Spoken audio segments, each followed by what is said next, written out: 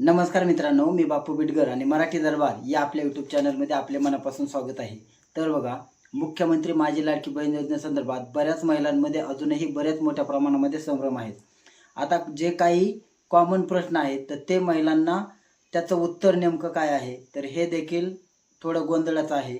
E-KYC संदर्भात आपण वेळोवेळी सांगितलं देखील होतं की ज्या महिलांनी 31 डिसेंबर 2025 पर्यंत ई-केवायसी केलेली आहे अशाच महिलांना 30 एप्रिल 2026 पर्यंत ई-केवायसी करण्याचा अधिकार होता। परंतु ज्यांनी 31 डिसेंबर 2025 पर्यंत केवायसी केली त्याच्यामध्ये जर काही चुका झाल्या असतील तर अशाच महिलांना 30 एप्रिल 2026 पर्यंत ई-केवायसी करण्याचं म्हणजे त्यांना मुदत होती।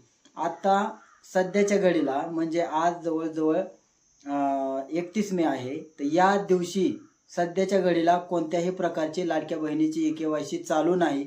अधिकृतरित्या अशा पद्धतीची कोणतीही ई-केवायसी चालू नाही। त्याच्यामुळे हे महिलांनी एक लक्षात ठेवायचं आहे। आता त्याच्यामुळे एक लक्षात घ्या की ई-केवायसी सध्या चालू नाही, त्याच्यामुळे कुठल्याही गैरप्रकाराला महिलांनी बळी पडायचं नाही। त्यानंतर आता दुसरा प्रश्न त्यांना पडतो की आता समजा जर ई-केवायसी चालू नाही, मग ई-केवायसी कधी चालू होणार? तर याच्यामध्ये बघा, आता त्यांनी सांगितलं होतं की दर वर्षी जून महिन्यामध्ये ई-केवायसी केली जाणार।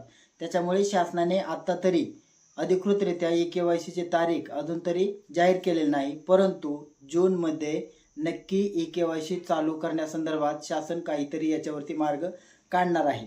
आता त्यानंतर मग बऱ्याच महिलांमध्ये संभ्रम आहे की नवीन अर्ज चालू होणार आहेत का? तर नवीन अर्ज देखील मुख्यमंत्री माझी लाडकी बहिणीचे सध्या तरी चालू नाही, कारण जे पहिलेच अर्ज होते त्याच्यामुळे मोठ्या प्रमाणामध्ये बोगस अर्ज देखील भरलेले हे निदर्शनास आलेले आहे। जवळजवळ 70 लाख महिलांचा लाभ हा बंद झालेला आहे। त्याच्यामुळे एखादी योजना निवडणुकीच्या काळामध्ये जर 70 लाख महिलांनी अशा प्रकारे चुकीच्या पद्धतीचा लाभ घेतला असेल तर हे देखील एक तेवढंच खेदाची गोष्ट आहे।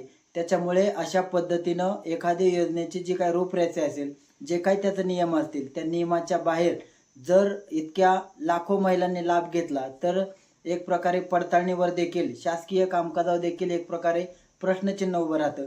त्याच्यामुळे महिलांनी हे लक्षात ठेवायचे की सध्या तरी कोणतीही ई-केवायसी चालू नाही आणि नवीन अर्ज देखील चालू नाही, आणि जर काय ई-केवायसी चालू झाली तर त्या संबंधित शासन देखील अधिकृत असं सांगणार आहे।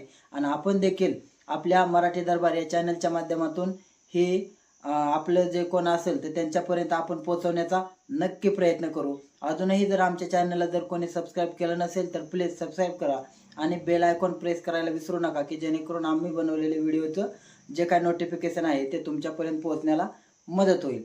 धन्यवाद।